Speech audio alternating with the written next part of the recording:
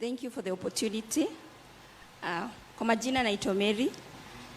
Na nimekuwa alumni wa Builder over 3 years experience. Nimeingia kwa hii sekta ya ujenzi baada ya kugraduate from Builder.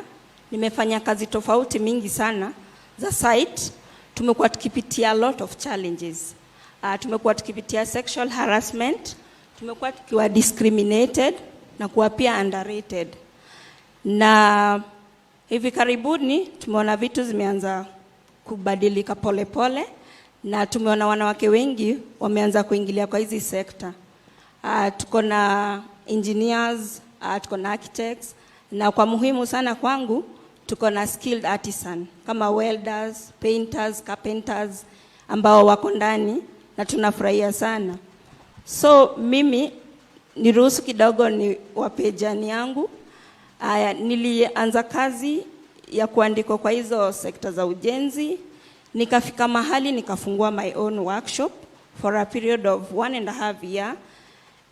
But mambo ikakuwa ngumu kwa sababu nilikuwa na watoto high school.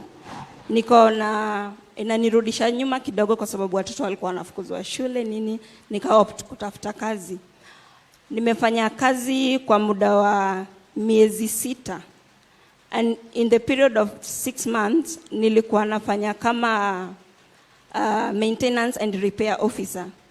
But last week, on Saturday, 3 days back, I was promoted to a technical coordinator.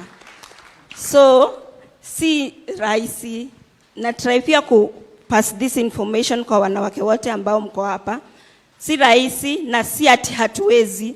Sisi wanawake tunaweza, na tunataka Your Excellency utujaribu kwa hii miradi ambayo ni ya ujenzi, tuweke kama mafundi, si kama watu wa mkono, watu wa kubeba maji, but kama mafundi, na to prove the nation that we can and we are capable. Kwa sababu si wanaume wengi ambao wanaamini ya kwamba wanawake wanaweza. Si wanawake tunaweza?